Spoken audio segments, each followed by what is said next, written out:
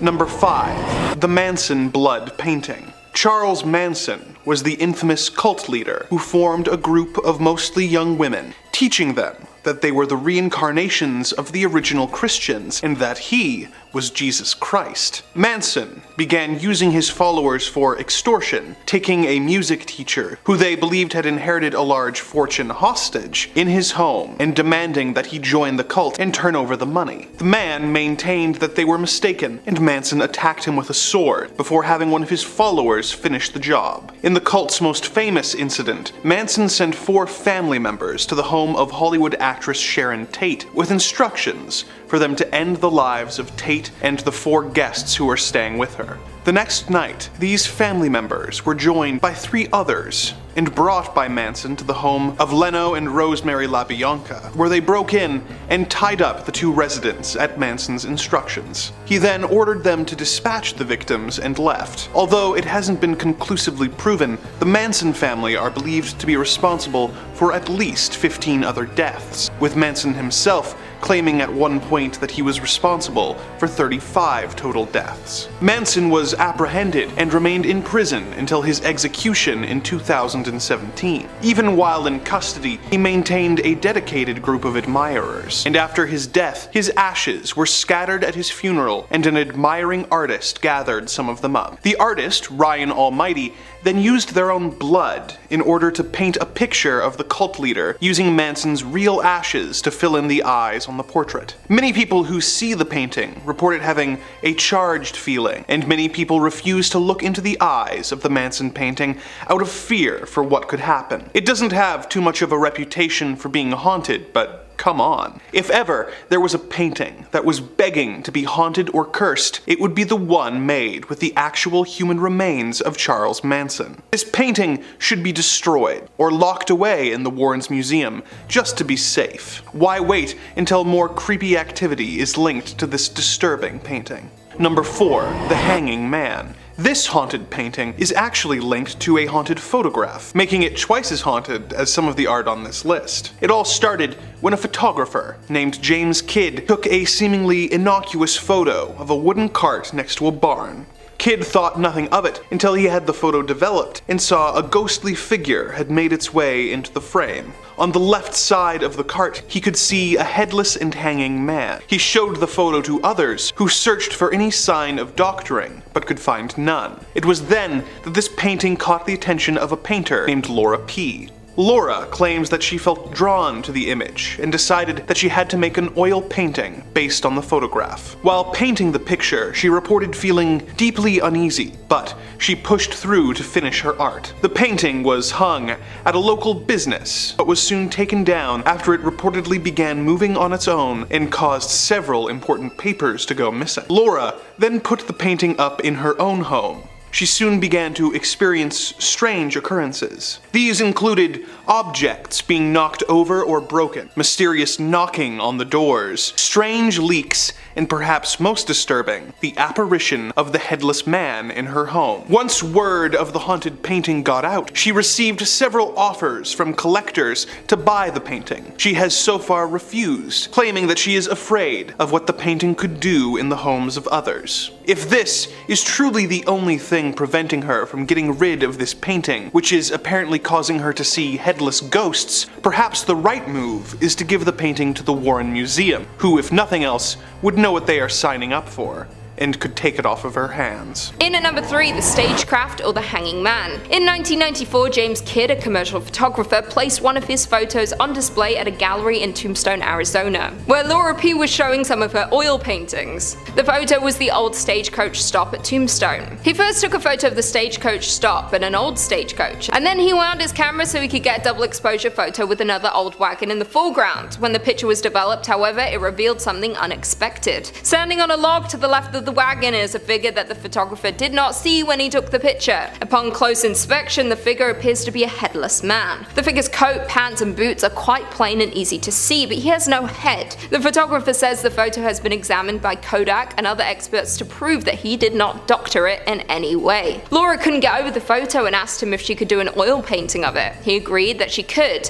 Back home in Sierra Vista, Arizona, she began to work on a 16 by 20 inch oil painting based on the photo. When she was about halfway halfway through completing the painting, she started getting a strange feeling. She began to ask herself, why on earth did she want to paint this picture? And maybe she should never have started it. But she did finish it, and then some very strange, unexplained things began to happen around her home, seemingly centered around that painting. The haunting first started when she took the framed painting with some others for a display in a business location. She hung the ghost painting on the wall behind an office desk. 3 days later, people from the office called and asked her to come pick up the ghost painting. Every morning they claimed the painting was crooked. They would straighten it, and the next morning it would be crooked again. Also, appointments were inexplicably messed up and papers went missing. They were actually afraid of it. She took the painting back. Since then, a number of hauntings have followed the painting where it went. There have been many people, including Laura herself, who claimed they did not believe in ghosts, whose minds were changed by the painting. The girls at her local beauty shop wanted her to bring in the pictures of the painting she had done, as she keeps a collection.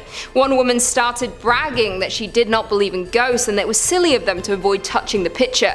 "Just let me see," she said. She took the photo, looked at it closely, and just laughed. That night at her house, a clock that had been on the wall for 40 years fell down and broke into 100 pieces. Laura has said, I quote, "I still don't actually believe in ghosts. Yet if I had to do it over, I would not have created this painting." She still has the painting hanging in her home. She said she had multiple offers for the painting, but she is too afraid to sell it to anyone, and she would feel responsible for what might happen to them. In at number 2, we have Love Letters replica. The Love Letters painting is dubbed one of the most haunted paintings in the world, and is most known for its history connected to Austin's Driscoll Hotel. A US senator lost his 4-year-old daughter Samantha Houston after she chased her bull down the grand stairs and tripped and fell to her death. People think that this painting was then hung up on the 5th floor of the hotel as a tribute to her. The truth is, this isn't Samantha at all. This painting was a modern-day replica by Richard King of a work entitled Love Letters, actually painted by Charles Trevor Garland. It is quite possible that the painting may have been bought because the little girl in the picture looked like Samantha, but it most certainly isn't her at all.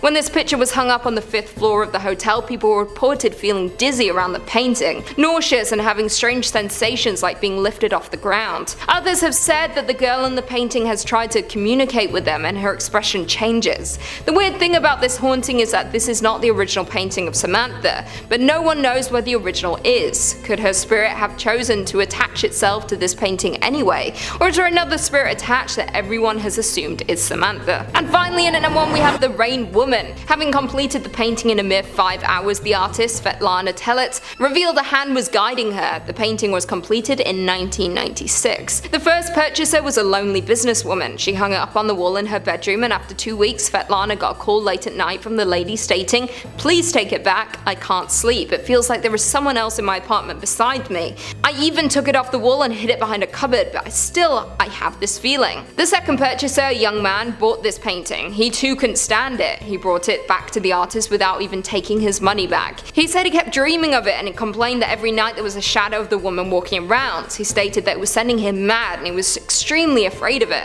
The third was a male. He was completely skeptical and didn't believe what was rumored to be happening with it at all, but he quickly returned it when he started to see the lady in the paintings, white eyes everywhere he went. He also claimed to have an intense headache while being in the room with it. Many believe the painting is evil and is cursed, but the artist herself disagrees and has optimized views on it. She stated, "I'm sure that every picture is born for some particular person. I believe that for my woman, there is also a person. I understand that many of you don't need this grief in your eyes. It's just not an interior decoration. I'm sure there is someone who looks for it as it looks for that someone." She believes that the painting will not haunt the right person, that is simply waiting for that person to buy it. The Rain Woman is now on show at the Tate Modern in London. As no one now sleeps near the painting, the public appear to be safe from the hauntings. But in the future, it may once again hang in someone's home. The Rain Woman may roam again. Coming in at number 5, we have Portrait of Samantha Houston. On the surface, this painting seems like a sweet portrait of a little girl, though this painting has a dark story behind it. This deceptive painting by Richard King hangs in Austin, Texas's Driscoll Hotel, and carries a haunting legend with it. The girl in the photo is named Samantha Houston and was the daughter of a senator in Texas. Samantha's father brought her with him when he stayed at the Driscoll Hotel in 1887. This would be where Samantha fell down a flight of stairs while chasing after a bull and would fall to her death. After the tragic accident, Samantha's father hired the artist Richard Kind to paint a grand portrait of Samantha to commemorate her death. For unknown reasons, Samantha's father never went to pick up the painting. Thus, after it was finished, the Driscoll Hotel purchased the painting for $10 and displayed it at the head of the grand staircase. The painting by Richard King would be hung in the hotel where she died and is known to have focused on the spirit's alleged activities. Since the accident, it is reported that her ghost haunts the Driscoll Hotel. It has been reported that a bouncing ball can often be seen in the hotel lobby. Additionally, there have been guest complaints that door handles beside the painting rattle, with guests also saying that Samantha's expression in the painting seems to distort as they look at it. In the painting, Samantha holds flowers and looks innocent, but it has been said by present-day hotel staff and guests that if you stare at the painting long enough, her expression changes. Sometimes her mouth appears to widen into a full smile, and other times her face would contour. Not only that, but there have also been guest reports of feeling nauseous or a falling feeling around the painting, as if they too are tumbling down a set of stairs. In 1906, Samantha's mother donated separate portraits of herself and her husband to be hung together side by side with their daughter, though the parents' painting kept falling off the wall for no apparent reason, having it be nailed to the wall. The parents' painting would be vandalized and slashed, leaving the hotel to have both paintings copied and hung without labels, with the fear that they would get vandalized again. Today, no one knows where the original paintings are. In at number 4, we have The Dead Mother. Most famous for his painting titled The Scream, Edvard Munch is not new to dark and scary paintings. The 1800s painter is a fairly dark individual and was driven to insanity for his terrible upbringing. The Dead Mother is one of his most haunting art pieces. The painting is to honor Munch's mother, who died of tuberculosis when Munch was a young boy. The painting reflects some of the angst, despair, and insanity that Edvard went through growing up. These elements are used to form what can only be described as a truly disturbing painting to look at. The painting depicts a young girl with her back turned to a bed on which her dead mother lies as she holds her hands to her ears with a wide-eyed expression of disbelief. The emotions of frozen time, disbelief, and trauma a child may have following a parent's death are expressed in this painting. And these emotions never left him as he experienced them firsthand. Some would say that, contrary to the girl's distraught pose, the faraway look in the eyes show that she has already broken free from reality. It is as if she is trying to block out the stillness of the room, or the news that her mother is gone forever. The little girl's eyes have been reported to follow viewers as they move around her, and some people can even hear the sheets from the dead mother's bed rustling as they stand near the painting. The piece of art is now maintained at the Kunsthalle in Bremen, but the trauma and despair make the painting still haunting to look at today. In at number 3, we have Crying Boy. The Crying Boy was originally created by Italian painter Giovanni Bragolin in the 1950s and has been mass-produced in alternative versions over the years, all portraits of tearful young boys or girls. In addition to being widely known, certain urban legends attribute a curse to the painting. One major reason for these claims come from a fire that happened in South Yorkshire, England in 1980. The owners of the home, Ron and May Hall, lost nearly everything to the blaze except one item, a painting of the Crying Boy. His wide eyes looking out from the wreckage are not even blackened by the smoke. In September of 1985, British tabloid The Sun published a story about the Crying Boy painting that caused fires, and the story was backed up by a local fire station officer. The officer said these paintings turned up mysteriously unscathed in fires across the UK, all of which started spontaneously. After the story came out, many people got rid of the painting from their home, while others shrugged off the rumours and kept them hung in their homes. These paintings were readily available in stores during the 1950s to 1970s, so many people had one. They appealed to many young couples who wanted to decorate their homes with art. The paintings bear the prominent signature of one Giovanni Bragolin, but for quite some time no one could find information on this mysterious artist and why he paints sad children. One backstory from 2000 was about the boy in the famous Crying Boy painting, who was said to be a street urchin named Don Bonillo, who accidentally started a fire in which his parents died in Spain. From then on, whenever the boy went, a fire followed, giving him the nickname Diablo. Many people throughout England who had owned these paintings had unfortunate events happen to them, often involving fire. The son who did the original story of the cursed painting told the public to send them their paintings and they will set fire to them and get rid of the curse, and they did just that. They put out an article on Halloween in 1985 with the headline Crying Flame, claiming they dissolved the curse once and for all with a bonfire, burning stacks of these paintings which were all sent in by the public. The bonfire blazed near the River Thames, dissolving the curse into smoke. In at number 2, we have The Hands Resist Him. The Hands Resist Him was created by artist Bill Stoneham in 1972. It shows a young boy and a female doll standing in front of a glass panel door against which many hands are pressed. impressed. According to Bill, the boy is based on a photograph of himself at the age of 5. The doorway is a representation of the dividing line between the current world and the world of fantasy and impossibilities, while the doll is a guide that will escort the boy through it. The hands represent alternative lives or possibilities. This painting became the subject of an urban legend and a viral internet meme in February 2000 when it was posted for sale on eBay, along with a description implying that it was haunted. The painting was first displayed at the Feingarten Gallery in Beverly Hills, California, and was even reviewed by an art critic at the Los Angeles Times. According to Bill, the owner of the gallery and the art critic who reviewed the painting died within 1 year of coming into contact with it. During the show, the painting was purchased by actor John Marley, who had a notable role in the movie The Godfather. After Marley's death, the painting was found at the site of an old brewery by an elderly California couple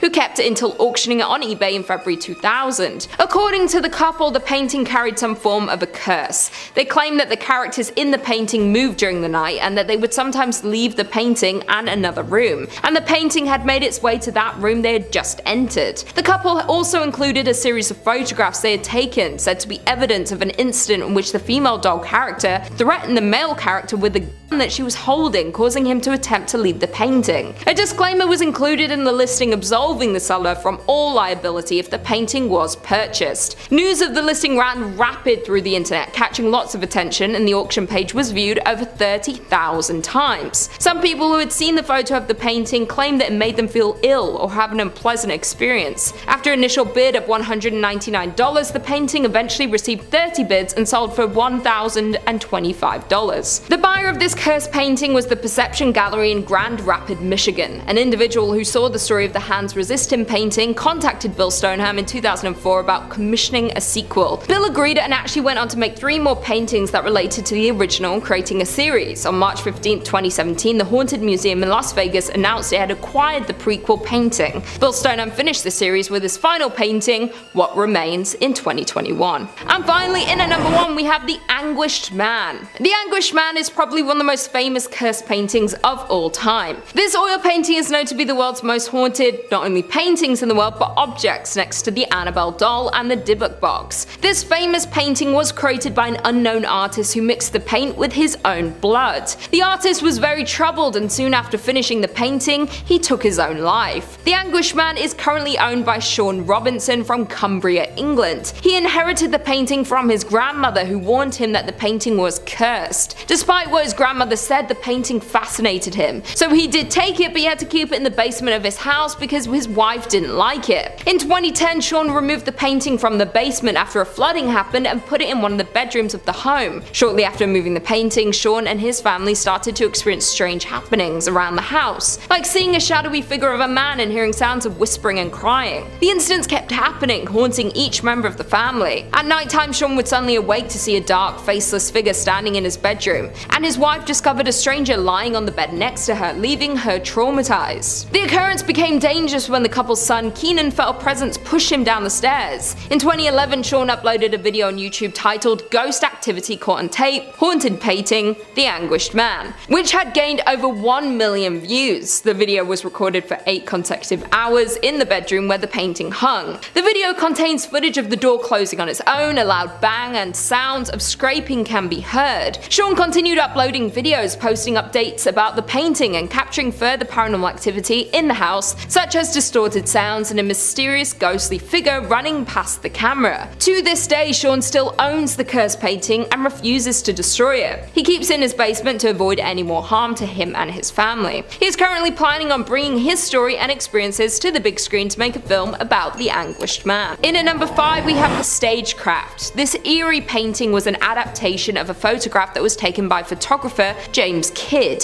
The photo was taken of a wooden car, and when the picture was finally developed, it shows a ghostly figure of a headless man standing on a log to the left of the wagon. The figure's coat, pants, and boots are quite plain and easy to see, but he has no head. The photograph was examined by Kodak and other experts, and it was proved that this photo was not tampered with in any way. In 1994, James Kidd displayed his photo at a gallery in Tombstone, Arizona, and painter Laura, who was also showing off her art at the gallery, saw the stagecraft photo and was very intrigued. Laura asked James if she could make an oil painting of the photo. He said she could, and she began to work on the 16 by 20 inch oil painting based on the photo. When she was about halfway through completing the painting, painting, she began getting a strange feeling, and Laura thought to herself why she chose that photo to paint, or maybe she shouldn't have even started it, but she did finish it. After completion of the painting, some very strange and unexplainable things began to happen around her home, seemingly centered around that painting. Laura says she doesn't believe in ghosts, but she isn't able to explain how or why these strange things happened. She took the painting to hang it in the office she worked at, and 3 days after doing that, the office called and asked her to come pick up the ghost painting. Every morning, people claimed the painting was crooked. They would straighten it, and the next morning it would be crooked again. Also, appointments were suddenly messed up and papers went missing. People in the office were very afraid of the painting, so Laura took it back to her house. Since she took it home, her and her husband would experience weird occurrences like knocks on the door, but no one was there. Seeing a white hazy figure of a person, a clock which hung on the wall for over 40 years suddenly fell and broke, mysterious leaks in their roof, and even though it was brand new and looked at multiple times by workers who said nothing was wrong with it. Many weird things happened, not only to them but also to friends of theirs who would come over or just look at the photo. Laura claims even after all of these unexplainable experiences, she still doesn't believe in ghosts, but if she could go back, she would never have created the painting. In at number 4, we have the Rain Woman.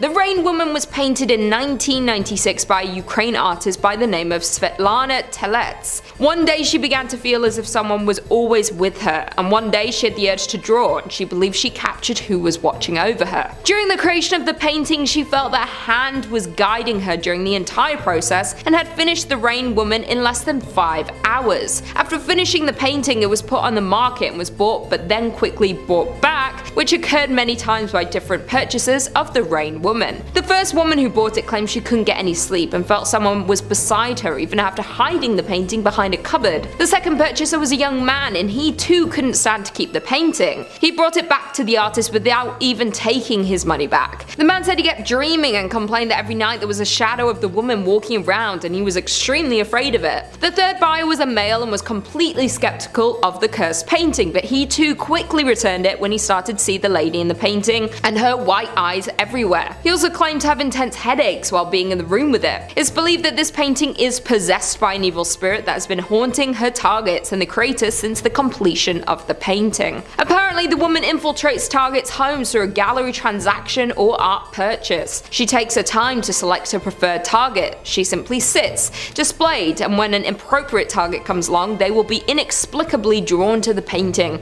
and compelled to purchase it. Once she is bought and brought into the home, the targets start to experience sleeplessness, nightmares, general misfortune, conflict with others living in the home, and the feeling of constantly being watched. It is unknown whether the painting is possessed or cursed, but due to so many people experiencing similar things while owning the painting, it's known around the world as one of the most haunted paintings in the world. The painting now hangs in the Venezia Salon, Merchik's furniture on the streets of Kyiv. Customers who visit the shop today claim that you can catch the painting smiling or having a glance of anger. Number 3. The John Wayne Gacy Clown Paintings. John Wayne Gacy was the notorious serial murderer operating out of Chicago from the late 60s until the late 70s. He would lure victims into his home with the promise of illicit substances. He would then trick the young men into putting on a pair of handcuffs, claiming that he was going to demonstrate a magic trick. He would then force himself on them, hurt them for his own amusement, and then finally asphyxiate them before hiding their remains in his crawl space. In the 11 years that he operated, he was responsible for the deaths of over 33 people before he was arrested on December 21st, 1978, and sentenced to execution by lethal injection. Gacy had appeared for years to be the perfect family man, being an active member of his community, and in a detail that the media became obsessed with, volunteering as a clown who would perform at parades, fundraisers, and children's hospitals. This was unrelated to his crimes, was such an odd detail that the press dubbed him the Killer Clown. This apparently served as the inspiration for Stephen King's It, and since then, clowns just haven't been able to catch a break. While awaiting his fate on death row, Gacy took up painting, creating several portraits of himself dressed as Pogo the Clown. He is believed to have created over 2,000 paintings in prison before his death in 1994. After this, his attorney auctioned the paintings off, with several of them being purchased and burned in a bonfire attended by the families of his victims. Of course, this just made the paintings that remained more valuable and rare, and they have been known to show up in auctions where they are purchased for tens of thousands of dollars by people with questionable morals and taste. Some of these collectors came to regret their purchase of the Gacy clown paintings, with some claiming to experience vivid nightmares and visions of Gacy's crimes and victims sitting at the foot of their beds, after having looked at the paintings for too long. If such claims are genuine, then perhaps it would be better to take these disturbing paintings and have them locked in the deepest, darkest corner of the Warrens Museum, to prevent them from doing any harm to the people who come across them. Number 2. The Anguished Man. The tale of this rather disturbing-looking painting is strange and steeped in mystery. Every scant piece of information we have on it is more unsettling than the last. The painting of a featureless man who seems to be screaming was apparently painted by a deeply troubled artist who mixed his own blood with the paints in an effort to get the right shade of red. Not long after completing it, the artist took his own life, and the painting found its way into a woman's care. She kept it for many years, but claimed that once she put the painting up, her and her family began to see a dark, shadowy figure roaming about the house. At night, they would hear strange sounds like footsteps and crying. The woman took the painting down and kept it locked in her attic for 25 years until she died, leaving the painting to its current caretaker, Sean Robinson. Sean had been warned by his grandmother that the painting was haunted, but he thought little of it. Robinson kept the painting in his basement for about a decade before rediscovering it and putting it up. Once again, the family began seeing the dark, shadowy figure roaming the halls and hearing the sounds of weeping and moaning during the night. Sean began leaving a camera on by the painting to try and get evidence of its paranormal nature, and upon reviewing the footage, heard some odd noises and saw evidence of doors opening and closing, seemingly by themselves, and the painting falling over onto the ground. As time went on, the activity became more and more intense, with his wife seeing a strange mist and an unseen force pushing his son down the stairs. Things went from bad to worse when guests who came to see the painting began reporting intense and sudden nosebleeds. Sean takes the painting out from time to time to show it to paranormal investigators and television programs who want to hear his story, but otherwise, the Anguished Man is apparently kept locked away in a safe location to prevent any further harm from coming to unwitting people. As much as this might be the right move, someone like Sean, with very limited knowledge of the paranormal, might not be the right person to take care of such a dangerous piece of art, and it might be safer for him and everyone else if it were handed over to people with more experience dealing with cursed and dangerous artifacts, such as the people who run the Warrens Occult Museum. Who knows, perhaps the painting would prefer it, and would start up a friendly relationship with the Annabelle doll, and the two would become less evil, as they have each finally found a true bosom buddy. Or maybe it would just make things worse. The point is, we will never know for sure unless we try. Number 1. The hands resist him. This painting, featuring a sad-looking young boy and a creepy doll-like girl standing in front of a window, separating them from a series of hands emerging from the darkness, was created by an artist named Bill Stoneham in 1972. It was hung in a gallery. Both the owner of the gallery and the first critic to ever review the painting both died suddenly within a year of looking at the painting. The artist then took possession of the painting, but claimed that the two children in the painting would sometimes move, leaving the frame, and on one occasion, coming out of the painting itself into the real world. The artist put the painting on eBay, telling its stories, and many people who simply looked at the listing claimed to experience odd happenings, such as hearing voices or chills, or becoming ill. The painting sold for a little over $1,000, but if it is really so powerful, perhaps it should be taken to the Occult Museum, where the harm it can do can be limited as much as possible. Number 5, we have The Portrait of Samantha King by Richard King. A ghostly backstory is what every good haunted painting needs. Sometimes this will come way of Reddit. Someone will find a picture and then write some story about it or something. Or sometimes it'll be someone online claiming that a painting is haunting their dreams for no reason at all, but the best ones are connected to death in some way. Now, this painting was done by Richard King, and most people think that the painting is of his daughter Samantha, which is actually not true. It's actually a replica of the famous painting titled Love Letters. But here's why people think that the painting is of his daughter. It's because it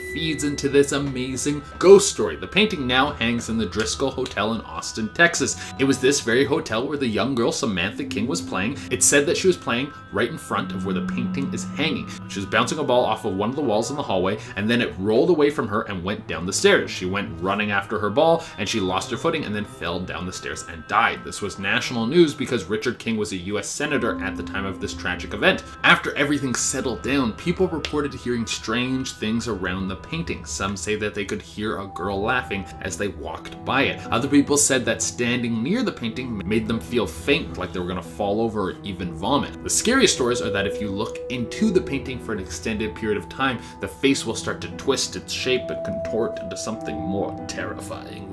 Ooh. Now, I have no idea if any of these stories are true, and the fact that the painting isn't actually of the young girl kind of takes away from it, but it seems that people have almost willed this ghost into existence. At number 4, we have the Anguished Man. Something that is really perfect in horror is mystery. That's honestly my favorite part about anything that uses horror as its medium for a story. A good horror will have so much unknown, and the whole time you're watching it or reading it or whatever, you're thinking to yourself, what the hell is going on? I need answers, but you really don't want the answers because that will ruin exactly what's going on for you, and that's what's happening with this painting here. The Anguished Man is made by an unknown artist, and it has a laundry list of stories that go along with it, and it makes sense why. Just look at this piece. It has elements of The Scream, and there's something about the lack of features that just makes it even more chilling. It's just a total expression of pain and dread. It looks like he's looking into something so horrific that this is the only expression he can make. Something so terrifying that noise doesn't even escape his mouth. Now, what makes this piece even more creepy is the fact that people say it might have been made using human blood, and there are several layers to this. Some people say that it might have been the artist who used his own blood, and other people say the artist was some sort of serial killer who would torture his victims by slowly draining their blood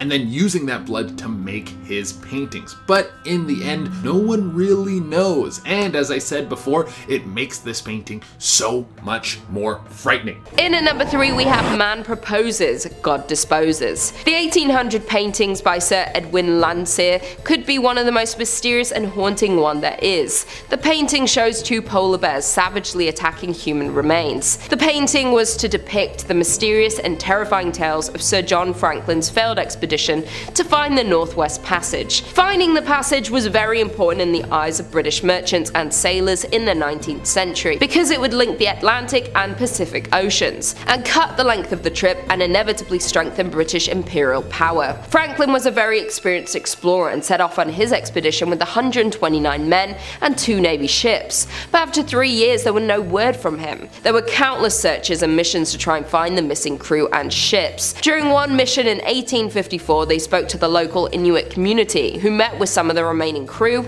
after they had to abandon their ship. And after 10 years, the only thing they could find were objects from the expedition, including Franklin's telescope, seen in the painting. Most gruesome, however, was their discovery of bones belonging to members of the crew. This mysterious disappearance of the crew and their failed expedition is not only the haunting part about the painting though, as the picture is displayed at Royal Holloway University of London, where it has to be covered with a Union flag during exam season. This is due to the fact that in the 1970s there was a rumour of a student taking their own life after staring at the painting for too long. The student allegedly left a note behind saying the polar bears made me do it, while other students reported feeling uneasy and upset while sitting next to it. In at number 2, we have Pogo the Clown. During the early 1970s, John Wayne Gacy was considered a loving husband and a successful restaurant manager. He was seen as an active and important community member, as he would dress up as a clown at events to raise money for local charities. His clown alter ego was called Pogo the Clown, where many sick kids in local hospitals would receive visits from Pogo.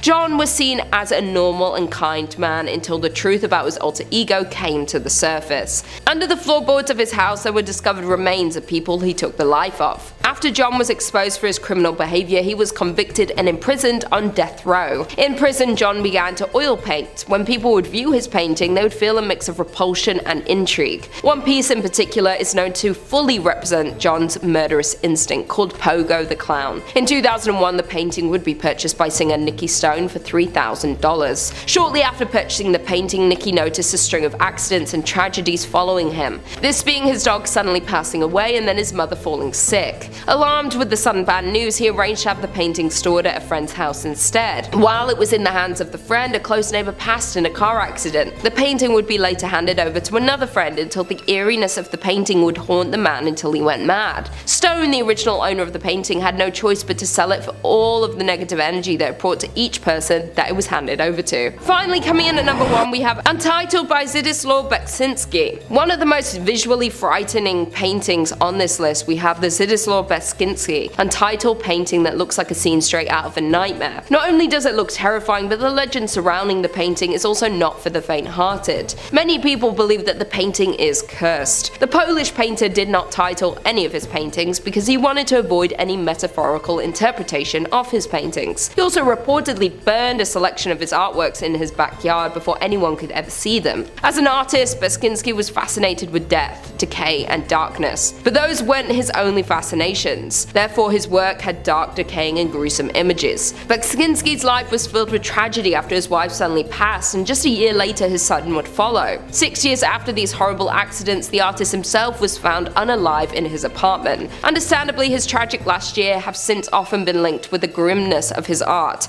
because of all of the death and bad luck that followed the artist's painting. It's believed that anyone that looked at the painting for too long would soon be met with the same fate as Beksinski's family. At number 5, we have Untitled painting by Zdzislaw Beksinski. This is a solid place to start. The backstory on this painting, as well as all of the other pieces by this Polish painter, have quite a dark history. Now, you probably don't know which painting I'm talking about because this artist didn't title any of the paintings that he made, so let's take a look at this piece before we dive any deeper into this. Okay, right off the bat, you can see how someone could see something in this moving. There's so many layers to the imagery and almost feels like a living, breathing representation of a tortured soul, which is exactly what Beksinski was. A troubled artist with heartbreak after heartbreak, first having his wife die, and then with his son not being able to handle the tragedy of losing his mother, his son took his own life. Beksinski was now alone, and this forced solitude along with the loss of his family came through his work. The surrealist art became more bleak, and this is when rumors of his work being haunted started to swirl. The final layer of gossip surrounding the artist would be set 6 years after his son's shocking suicide. Beksinski was murdered. Now it would seem that all the dark stories that were told about the artist are coming true. People have claimed to see the faces in this artist's paintings twisting and crying out for help. It's also said that if you look at this painting for too long, then your death will come swiftly.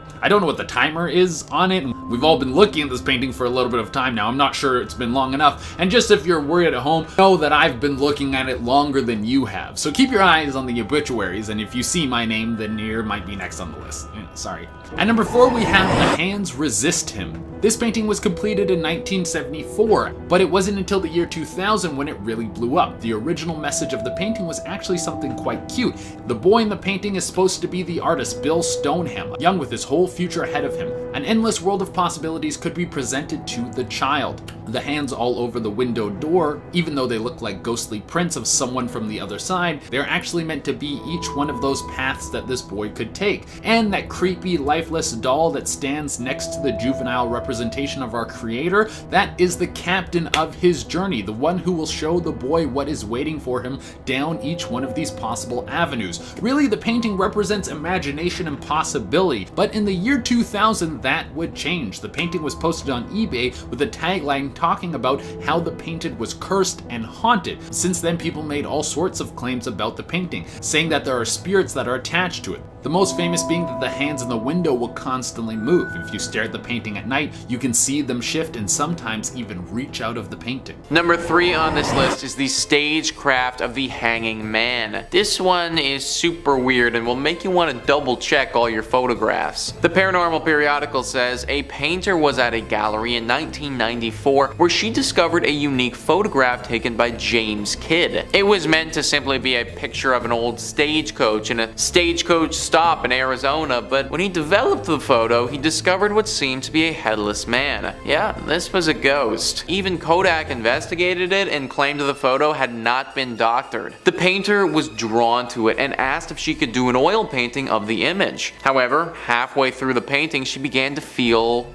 well, odd. It was at this point that the painting started doing some weird things. Objects in it would randomly move, and things even in the office space where the painting was being made started acting up. The roof started leaking when it really shouldn't have at all. Things started moving around the room without warning. Just weird stuff, and all while the painting itself was moving around. One day the headless man would be in one spot, and the next time he would be in another one entirely. Apparently this is caught on the security footage from this building, but that's not something that we can easily access. I don't really understand why they kept painting this damn thing after it started doing what it was doing, because now we just have this headless dude from a painting terrorizing people in this office, as if the monotony of a 9 to 5 wasn't bad enough. Number 2 on this list is love letters. Now there are actually a few love letters paintings, and they're both haunted, believe it or not. We're going to be specifically focusing in on the latter painting though, one that's been called Love Letters Replica. The Paranormal periodical says most haunted or cursed paintings have one thing in common: they're freaky. This replica of a Richard King work, on the other hand, would probably be credited as pretty. Unfortunately, this piece of art lays claim to a rather more tragic tale. The origins of this painting is unknown, and unlike other pictures, it adopted its paranormal connotations after it was painted. Legend has it the daughter of a US Senator, Samantha Houston,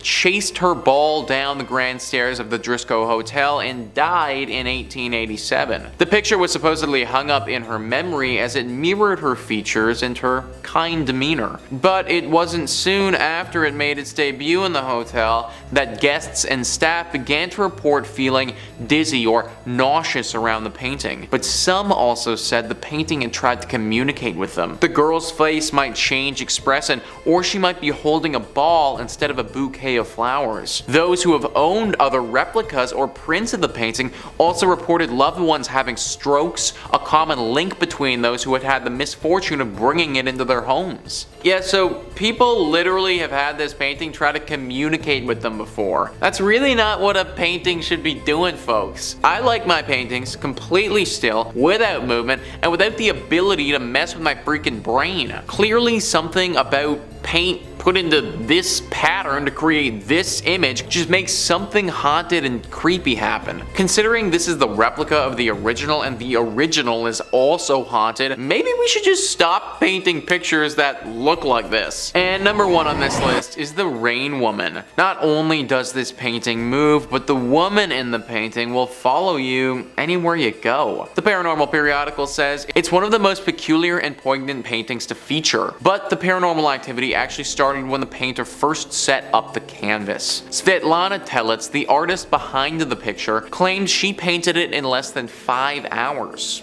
Or did she? The Ukrainian painter alleges her hand was guided throughout the entire process and that she felt she was channeling a spirit that was looking over her. It's currently hung in a salon in Kiev and is often noted as exhibiting telltale signs of terrifying supernatural phenomena. The expression changes and angry emotions can often be seen glinting in her eyes. Those that made the mistake of buying it, a clear mistake as it frequently changed hands, often claimed that they began to see the woman in the paintings everywhere. It gave people that looked at it or were in the same room as it headaches, and a shadow began to wander the homes of those who owned it. According to paranormal experts, Telets might have been channeling surrealist automatism from which one lets the unconscious mind have control over their art. This is effectively spirit writing with a paintbrush and seems to have trapped an entity in the image. So it's no wonder this thing moves, guys. It's literally alive. There's a spirit trapped inside this painting and it's doing whatever the heck it wants. I don't know how this happened or what spirit this is, but clearly it doesn't want to go to the afterlife just yet and had to use this painting as its vessel. Coming in at number 5, we have The Dead Mother. The Dead Mother by Edvard Munch was painted in 1900. Edvard was known for his dark inspiration within his paintings. Having lived a tragic life, he often took from his experiences when creating his art. Munch had been driven nearly insane by his upbringing in the house of an angry religious religious fanatic of a father after the tragic death of his mother and sister by tuberculosis when he was only 5 years old. The dead mother seems to reflect some of that angst, despair, and insanity, with these elements congealing to form what can only be described as a truly disturbing painting to look at. It depicts a young girl with her back turned to a bed on which her dead mother lies as she holds her hands to her ears and displays a wide-eyed expression of disbelief. Already creepy enough, but it gets even creepier. People who have owned the painting claim that the girl's eyes incessantly followed them, that the sheets on the mother's bed in the painting would rustle or move, or even that the girl's apparition would occasionally leave the painting altogether. Some people have felt a sinking feeling after just looking at the painting or screaming uncontrollably. After being moved from owner to owner due to hauntings, it is now held safely at the Galerie d'Art de Bremen in Germany. Being kept at a safe distance might keep the hauntings to a minimum, or maybe it can now haunt hundreds of people a day. Would you be brave enough to look in the little girl's eyes? You might catch her leaving the frame, or maybe something worse. I think it would be best to stay clear just to be safe. Coming in at number 4, we have the Crying Boy. Before we get into the second one, you might want to check you don't already have one of these paintings in your home. The Spanish artist named Giovanni Bragolini created over 60 of the original Crying Boy paintings. He sold those paintings to tourists as a reminder of the orphans of World War II.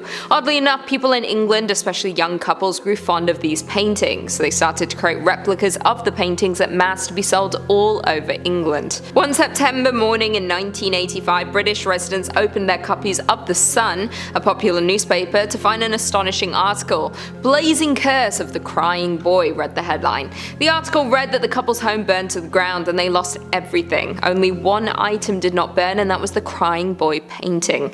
The fireman related to the case also stated that this was not the first time this has happened. There had already been a number of fires where the only thing remaining was the Crying Boy. The response to the article was overwhelming. Within a day, hundreds of readers had reached out to the newspaper claiming to be jinxed by the painting. After the story was published, people were seized with hysteria. The legend grew bigger as imaginations ran wild. Some people claimed that the painting had caused the death of family members. Others reported that when they tried to burn the prints, the painting would not catch on fire. Even restaurants with Crying Boy prints were burned to the ground. Firefighter Alan Wilkinson admitted that he had noted more than 50 Crying Boy fires since 1973. There have been stories told about who the Crying Boy is. The most popular is that the boy in the painting was an orphan living in Madrid. Despite a priest's warning that fires broke out wherever the boy went, the artist decided to adopt the child. Sometime later, the artist's studio burned down. The little boy ran away, never to be seen again. As these paintings were created in mass, there are still a number of them around. You might see them in older build houses, restaurants, or even hotels. But if you ever see one, please do not take it home, as the curse may consume everything you own. In third place, we have a satanic idol. So this story began in 1991 when a deer hunter was walking through the woods in Connecticut, close to where Ed and Lorraine resided. The hunter got lost and after some time stumbled upon a raised, circular rock formation with the idol in question standing in the middle of it. It is believed that the formation was common with folks who practiced devil worship in the 70s. The hunter began to feel uncomfortable and left the area, deciding to make his way back to his car, and along the way he noticed an elderly gentleman walking alongside him who was dressed head to toe in black. Now the man in black never spoke a single word to the deer hunter. The hunter was getting more nervous by the second, and also more lost and unsure of his directional path. Desperate, he turned to the mysterious figure and simply asked, "How do I get out of here?" Luckily for our narrator, the man in black pointed in a direction and then disappeared. The hunter was so thrown off by that day that he reached out to Ed, who requested to be brought to the same area. The hunter wasn't 100% sure he could find the exact location, but was willing to try. Together, the men were able to stumble through the forest, and without the aid of the man in black this time, found the rock formation.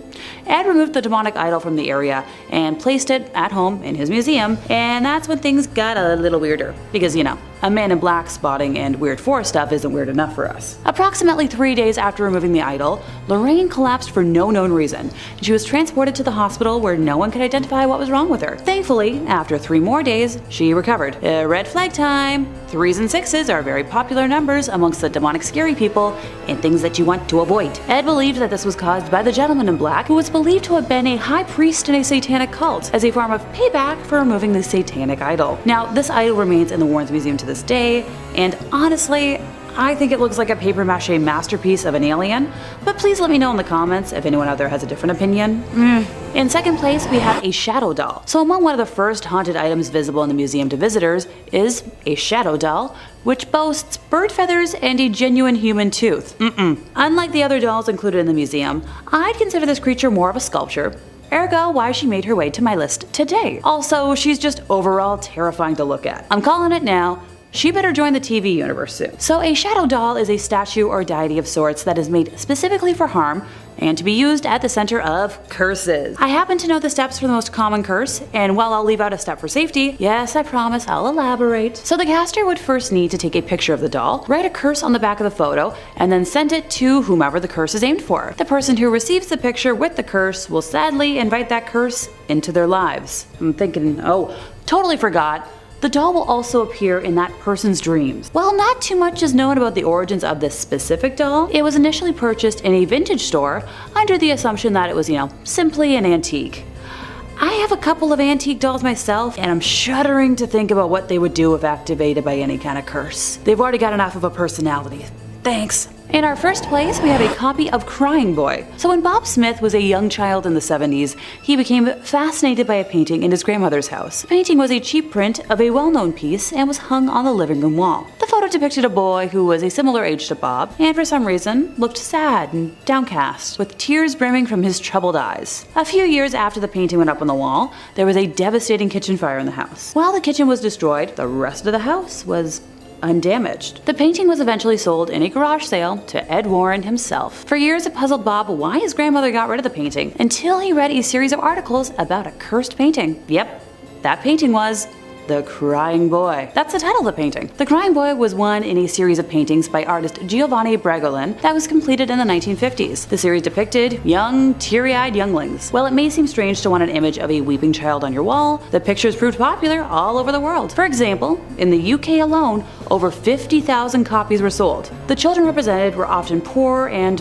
very beautiful. In total, Giovanni painted over 60 paintings, and up until the early 80s, prints and reprints of his images continued to be mass-produced. In 1985, the most popular tabloid newspaper in the United Kingdom printed a story that caused panic and ended the popularity of his work. The Sun published an article entitled Blazing Curse of the Crying Boy, describing the terrible experience of May and Ron Hall after their home was destroyed by fire. The cause of the fire, much like Bob's grandmother's, was a greasy pan that overheated and burst into flames. The fire spread rapidly and destroyed everything on the ground floor of the home. Only one item remained intact: print of the Crying Boy on their living room wall. Distraught at their loss, the devastated couple made the bizarre claim that the painting was cursed, and it, not the pan, was the cause of the fire. Now, this tale probably would have disappeared into the archives of strange and mysterious stories, except for one, tiny thing. A firefighter claimed that he had attended at least 15 house fires where everything was destroyed except for prints of the Crying Boy, which would remain completely intact. So before long, this gathered momentum, and a rash of fires all over the world were blamed on the cursed child, not to be confused with the play that's currently running of the same name. In subsequent articles, the Sun went on to claim that a woman had lost her house to a fire 6 months after buying the painting. 2 sisters had fires in their homes after buying a copy of the painting, when one sister even claimed to have seen her painting sway backwards and forwards on the wall while it was happening. A concerned woman on the Isle of Wight attempted to burn her painting without success, and then went on to suffer a run of very bad luck. A gentleman in Nottingham who possessed a print of the painting lost his home, and his family was injured. A pizza parlor got destroyed, including every painting on their walls, except for the Crying Boy. When the Sun reported that even rational firefighters refused to have a copy of this painting in their homes, the reputation of the Crying Boy was damned forever. In all these cases, and many more that were reported, paintings of the Crying Boy went unharmed. Eventually, there was an image of a crying child by any artist in a house that went on fire. Now, some folks claimed that they experienced bad luck if they attempted to destroy or even get rid of the paintings, while others were convinced that it was only a matter of time before disaster struck them. The Sun eventually offered the frightened public a solution. On Halloween night of 1985, hundreds of the paintings were collected together by the newspaper and burnt under the supervision of the fire brigade. So, why would this seemingly innocent series of paintings be cursed? Theories ranged from the little boy being from a Romani family who placed a curse on the artist, to others claiming that the subject of the painting had died in a fire and his spirit was trapped in the art. The most enduring story claims that the boy accidentally set fire to the studio of Giovanni Bregolin. Simply put, wherever the little orphan went, fires mysteriously followed, earning him the name Diablo or Devil. In 5th place, we have Ed's paintings. So long before they were famed ghost hunters investigating the Amityville Horror and featured in films such as The Conjuring, Ed and Lorraine had a much different hobby. Painting. Actually, it was how the duo made a living. Ed Warren was a trained fine arts painter. The duo traveled all over the country to sell their paintings, and they also taught art classes. The couple used Ed's paintings as a way to gain entry into houses they wanted to investigate. They would research houses they believed to be haunted, and then drive to the house. After Ed painted the house in question, he would then hand the painting to Lorraine, who would go up, knock on the door, and offer the homeowners the painting, which would usually turn into a conversation about the property and the hauntings. This process was how their investigative career began. Ed became known for his barn door art, painting tranquil winter scenes on stained pine, which was all the rage for adorning the wood grain halls of any home in the late 60s, and apparently these paintings are now quite rare. Many of his paintings that have been photographed feature different haunted houses, and examples of his art and calligraphy style are displayed throughout the museum. In 4th place, we have black magic masks. These fall under the practice of tulpa, which is a concept in theosophy, mysticism, and the paranormal, of a materialized thought form, typically in human form such as an imaginary friend or being that is created through spiritual practice and intense concentration. In simpler English, the masks act as a representation of the practice, which is a form of mysticism that involves creating sentient and autonomous beings separate from oneself. So, an imaginary friend? The concept of tulpas and their creation, including the word tulpa, come from a close-in Tibetan Buddhist practice, with tulpa being a Tibetan word for creature of the mind. Tulpas did not become part of Western paranormal lore until the 1970s, and those who practice have been cited as wearing masks similar to Halloween ones in order to take on the appearance of whatever the mask looks like. I guess that explains why I've seen many cheap-looking Halloween masks in the video walkthroughs from the museum, so I suppose I'll retract my statements that I made about how pathetic they look. If anyone is curious about modern practices and appropriations of tulpamancers, the interweb origins can be traced back to 4chan message boards in 2009, and no, if you don't know what that means, I'm not going to elaborate on just how cursed that sentence was to utter. Oh, it gets worse. Alright. The communities gained popularity when adult fans of My Little Pony started discussing tulpas of characters from the Friendship is Magic television series. The fans attempted to use meditation and lucid dreaming techniques to create imaginary friends. Look, I knew someone back in high school who fell under that subculture, and he was the furthest thing from mentally stable. The guy had people munching fantasies as well.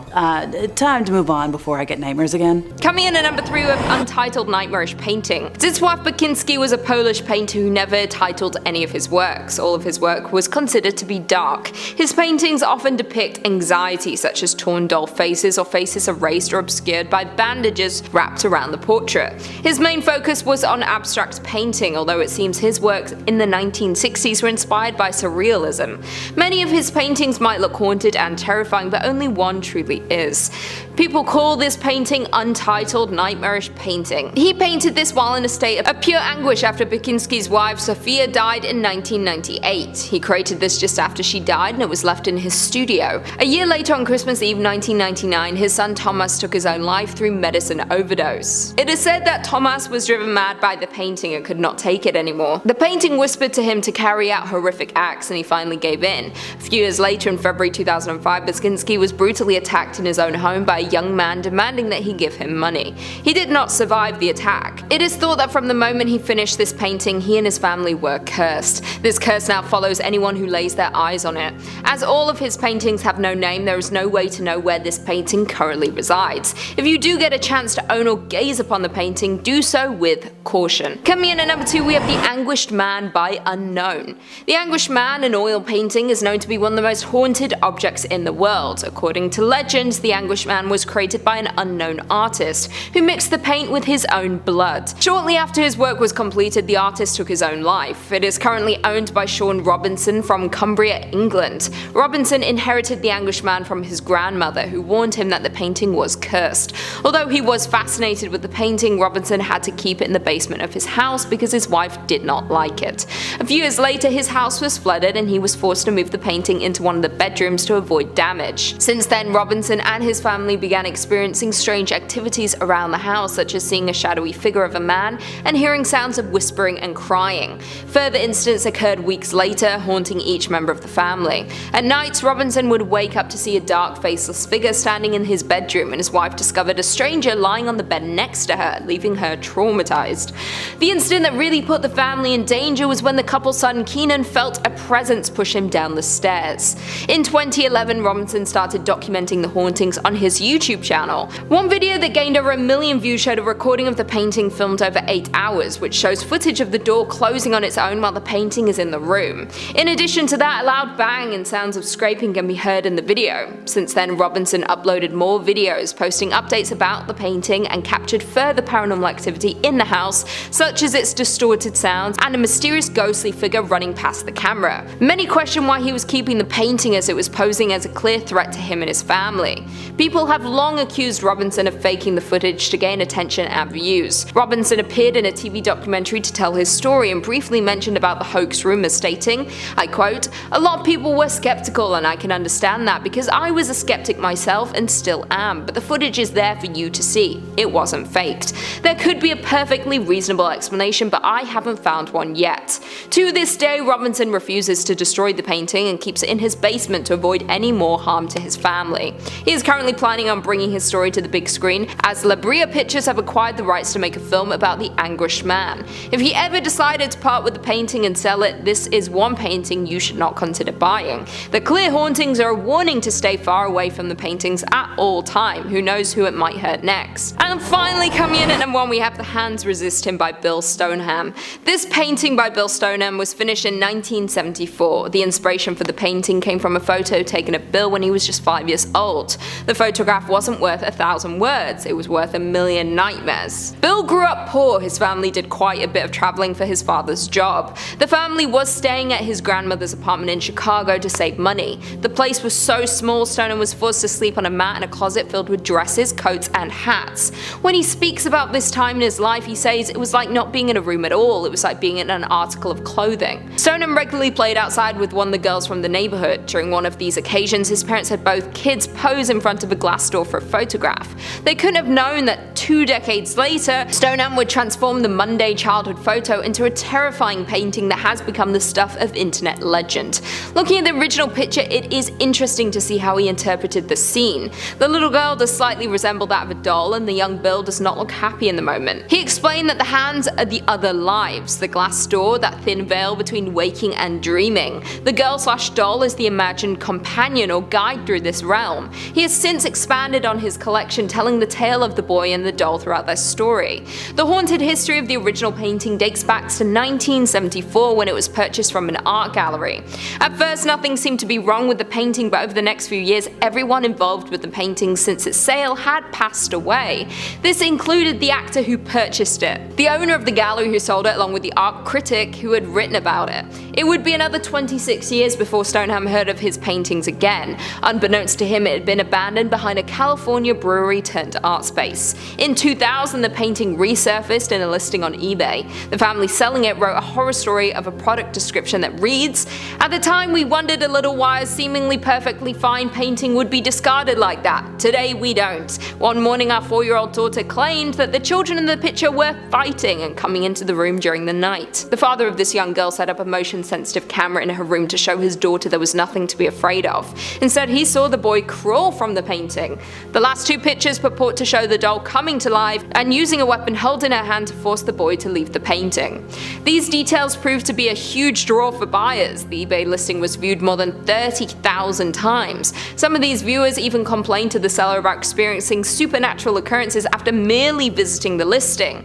By the time the painting was sold to gallery owner Kim Smith for $1,025, its legend had spread across the internet.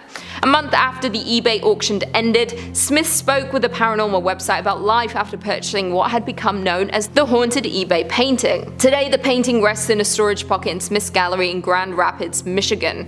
Smith recently received a low 6-figure offer for the painting but turned it down, so if you did want to purchase the painting, you would have to offer a large amount to even be in with a chance. Why anyone would want to offer to buy it is beyond me. Number 5 on this list is the dead mother. There are so many things that we could have called this painting, but the artist decided to go with Dead Mother. Already off to a bad start if you ask me. The Paranormal periodical says it's a pretty depressing picture. We see a young child standing next to her dead mother who lies on her deathbed. This traumatic piece of art is based on an even sadder story. Edvard Munch, the Norwegian artist behind the image, experienced the same circumstances shown in the painting at 5 years old when his mother died of TB. His works were always overshadowed by his childhood bereavement and morbid fear of inheriting a mental condition from his family, but it was this one that picked up an alleged curse. Those who view this image have reported feeling uncomfortable,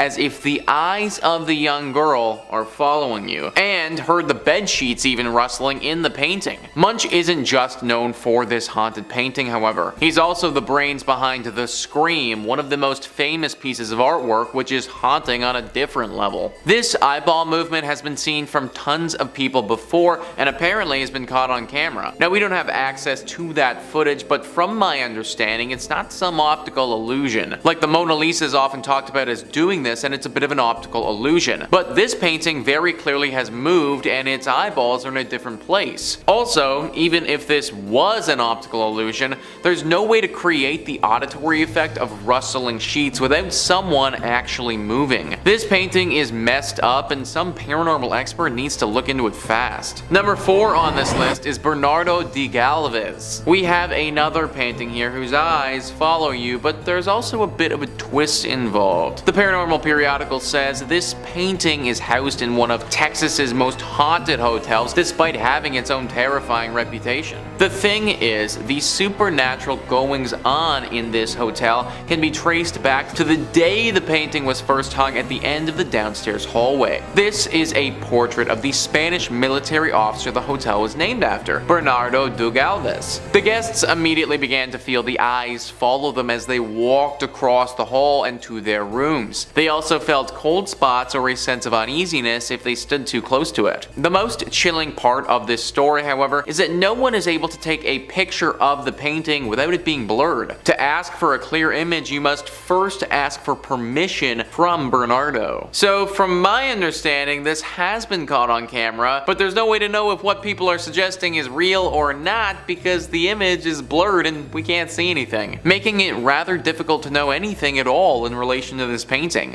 What is it about this painting? Why is it the way that it is? Apparently, just having this moving haunted painting in the hotel has made it so that this hotel is super duper haunted now. But how is that possible? What could have possibly caused this painting to get this far gone where it blurs cameras and follows people around? We may never know why this painting is as scary as it is. At number 3, we have Laura P's haunted painting. If this specific story of this haunting is true, it would be a huge bummer. It's kind of like if you bought a carton of eggs and you got home and all the eggs were broken, and then there was also a ghost attached to the box. Laura P was a pretty well-established artist. She did many original works, and one of the things she was most famous for was recreating photographs as paintings. She would do this often, and there was one occasion where she painted a rustic scene with a wagon in the middle of what seemed like a farm. It was very, very beautiful, and the whole thing just melts your heart. She worked in a restaurant, and she brought it in, and everyone loved it. They were all like, we can't wait for the day where you leave this place and you move on to be a famous painter, and they decided to hang it. Well, it wasn't long after the painting was put up that she started to get some complaints from her colleagues. They kept saying that the painting must have not been hung right, or that there was something wrong with the wire in the back, because they kept having to move it straight. A couple weeks after that, someone said they saw the painting move all on its own. That's when everyone saw it. In the painting was an image of what seemed like a hanged man or a headless man. Laura then took the painting home because all the people she worked with were now a little freaked out, and she didn't just want to throw the whole thing in the garbage, but that's when things started to get really strange. Laura said that in her home, her and her husband started to feel sudden cold spots. A few times she swears that the painting moved all on its own, and the headless ghost in the painting would disappear. You see, this is the point in the horror movie where you throw the thing out or you leave it at a relative's house or something, and if it mysteriously ends up back in your house, then you're probably not going to make it to the end of the movie. That's just how it works. But Laura pushed through these supernatural happenings, and that is when she saw it, the ghost of the headless man walking through her home. And I'm really speeding through this story because we only have so much time. There was a ton of other things that happened, like a knock on her bedroom door, and there were things that were nailed to the wall that came flying off the wall, slamming on the ground. After all this wrapped up, Laura said that she still has never believed in ghosts, still doesn't believe in ghosts to this day, but if she could go back in time, she would have never painted the painting. There's a little bit of connection here, I've been turned a little bit. At number 2 is The Woman in Rain by Svetlana Torres. It's hard enough to sell a painting just because people don't want it, and then you find out that it's haunted on top of that, you're just making it even more of a challenge to become a painter. The story behind this painting is very strange. Svetlana Torres finished the whole piece in one sitting. She must have been in the zone, but in this case, it was a little bit different. It wasn't like the zone where Derek Jeter made the flip to nab Giambi, which is one of the best moments in sports. But this was closer to being possessed. Svetlana said while she was painting The Woman in Rain, it felt like someone else was controlling her, like another being took over her faculties and created the whole painting, and who knows what the intention of this unknown force was. Well, it's probably a little jarring for her, but a girl's gotta eat, so Svetlana still had to sell the painting. Someone said they loved it, and then they took it home. Well, who knows? This unknown force seems to be very talented. But then just 3 days later, the painting was returned by the person who bought it, and they were begging for her to take it back like an ex-boyfriend. Apparently, since this person took this piece home, they felt uneasy, like someone was watching them. And then they started to have a feeling of anxiety. Also, each morning when they woke up, they were extremely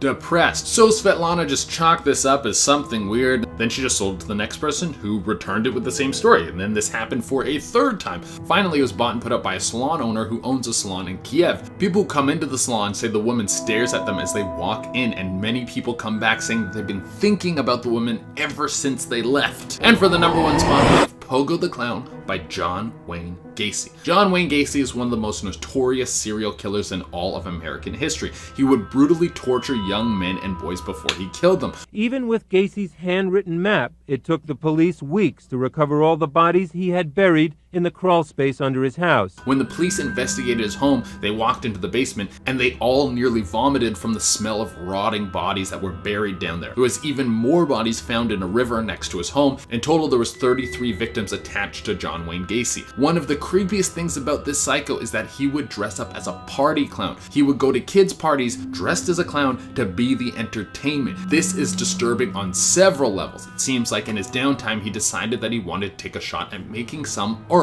He made a self-portrait of him as Pogo the Clown, and when you think about everything this man did, this piece is truly terrifying. Some people say that if you stare at the painting for too long, you can see his smile stretch as if his soul lives in. Coming in at number 5, the portrait of Bernardo de Galvez. When the Galvez Hotel opened in the 1900s, they hung a portrait of Spanish military officer Bernardo de Galvez, after whom the hotel was named, in the hallway. It is not actually known who painted the portrait or when it was painted, but it is believed it was commissioned by Bernardo himself. He was a Spanish military leader who fought for the American colonies during the Revolutionary War. He died in 1786, but according to countless observers, the portrait of him that hangs at the end of a downstairs hallway at Hotel Galvez is haunted by the man's ghost. Bernardo de Galvez died of an illness in Mexico City in November of 1786, only a few months after his 40th birthday. So how would his spirit have found its way to the Galvez Hotel? It could be possible that his spirit became attached to the painting and therefore was transported with it to the hotel. In life, he was regarded as a hero for fighting for his country, but in death he seems to bring people fear while visiting the hotel. Soon after opening, the hotel guests started to report a cold, uneasy feeling when they passed the painting, as if they were passing right through a ghost. Others could feel the eyes of the painting following them around the room. This has even been captured by photographers. It is said that if you want to capture a picture of Bernardo de Galvez, you must first ask permission. If you do not, then your picture will come out blurry. Is his spirit just watching over the hotel, or maybe he has some unfinished business that he wants to resolve? Either way, I would not want to spend time around this painting. In at number 4, Man Proposes, God Disposes. What a name. Man Proposes, God Disposes is an 1864 oil-on-canvas painting by Edwin Landseer. The painting depicts an imagined Arctic scene in the aftermath of Sir John Franklin's expedition in 1845 to explore the Northwest Passage. The 134 men of Franklin's expedition left Greenheath in May 1845 on 2 steam-powered ironclad icebreakers. After 5 left the ship, the remaining 129 men were last seen by a whaling vessel in Lancaster Sound in July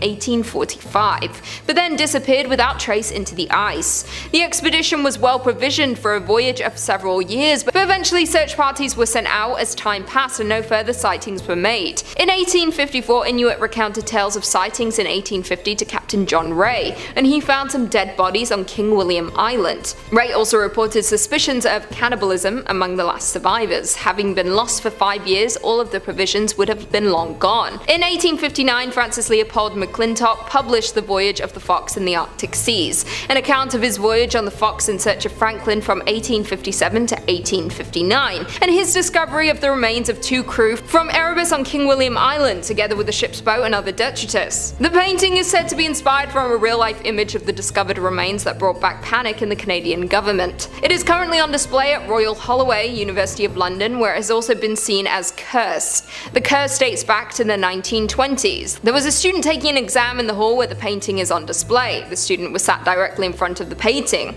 During the exam, the student took 2 pencils and forced them into their eyes. They did not survive. When he was found, it was discovered he had written "The polar bears made me do it" on their exam paper. This is believed to be in reference to the polar bears in the painting. Since then, it is believed anyone who sat in this spot during an exam has failed. Students will now refuse to sit in the space, and the painting must be covered during every exam, otherwise the students will refuse to sit their exam. Could this painting make people mad, just like those lost at sea in 1850? We will never know for sure, but at least they keep the painting covered most of the time. Why keep it covered? Just throw it away, to be honest. At number 3, we have The Dead Mother by Edvard Munch. Many of you out there probably know his famous painting, The Scream. That is probably the most famous piece by Munch, and most of his artwork is in that same vein of dark and unsettling. And if you're a fan of haunted art, then you will probably know him for a completely different reason. The painting of the dead mother is supposed to be a representation of what he saw when his mother laid in her bed dead. She died from tuberculosis. That must have been a dark image to carry with you for so long, and I hope I never have to experience something like that outside of looking at his art. Now, it's not the poor mother that lays in the bed lifeless that should grab your attention, but the little girl staring back at you. People claim that as you walk around the room, the girl's eyes will move and follow you no matter where you stand. If this is true, why does the girl stare at you? What is she looking for? Is she waiting for you to leave so she can be alone with her mother? Or is she looking back at you for help?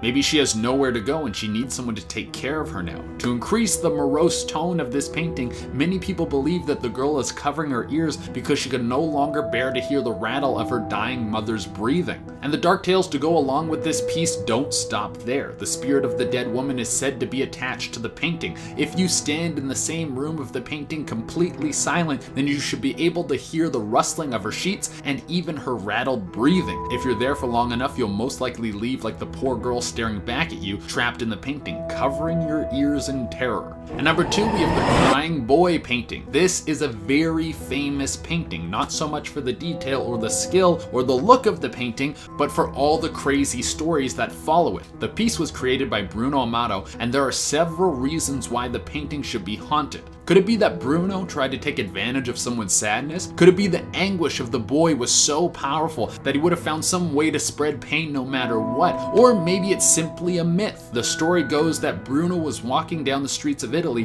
when he saw a boy sitting in the street crying. Bruno had no clue what was causing this child's heartache, but he felt inspired by what he saw. This moment of pure grief he needed to paint. So he kept the image in his head and he went home to express his influence on the canvas. What Bruno didn't know was the reason the boy was weeping alone was because he just lost his whole family. The young boy's house burned down along with every member of his family, and he was the only one to survive. Now, what came of this boy? Maybe he was rescued by someone who saw him in the streets, or maybe he was not so lucky and he would stay there, sitting in that same spot, crying until hunger or dehydration or exposure took him. No matter what happened to this boy, something dark was attached to this painting. The person who bought the painting off of Bruno would be held to the same fate as the poor boy. Their house would burn down. But something very haunting about this is that the painting would be the only thing left after there was only the charred remains of the house. This would happen again and again and again. It's said that if you even buy a knockoff of this painting, it will cause your home to burn down. If you're an irresponsible enough person and you want to put this cursed painting in your home, then you will know that a fire is about to come when you look into the painting and it seems seems as if tears are streaming down the boy's face. You'll see it and you'll think it's an illusion. You'll think your eyes are playing a trick on you. But I'll tell you that when you see this, it's a warning that either you or the painting need to get out of your house now. Probably you're gonna take out the painting because I think you want to keep your home. I mean, that's the logical. I don't know, live your life. I'm not gonna tell you what to do. And for the number one spot, we have Man Proposes, God Disposes, Edwin Henry Landseer. There are many mysteries throughout history, and outside of getting a time machine and revisiting these places on our own to see exactly what happened, we will most likely never solve any of these mysteries. One of these great mysteries is Sir John Franklin's expedition to find the Northwest Passage. Two massive ships, the Terror and the Erebus, housing over 100 men between the two of them, went off on a journey and never returned. Not only that, they left no sign as to what might have happened to them. Did they get stuck in the ice and starve to death? Did their boats crash and sink? Or was their fate much more gruesome than we could possibly imagine? The painting is a representation of what Edwin thinks might have happened. Stranded and devoured by polar bears, this historical piece is a bleak idea of what the outcome of the expedition could have been. And this expression of lack of hope seemed to have worked its way into the psyche of one student. It was 1973 and the Royal Holloway University of London was having exams. This painting was hung in the exam hall. One student began to look distressed. No one was very shocked by this because you're in the middle of an exam. It's normal to look distressed. Well, after the exam was finished, the student returned to their dorm and then took their own life. A note was found behind the painting that read, "The polar bears made me do it." Now, this stands as a rumor and people are unsure if this is actually true, but now during exams, a sheet is put over the painting so no one can look at it. Some say if you stare at the painting, you can see flesh drip from the polar bear's mouth and even feel the warm breath from the Arctic bee.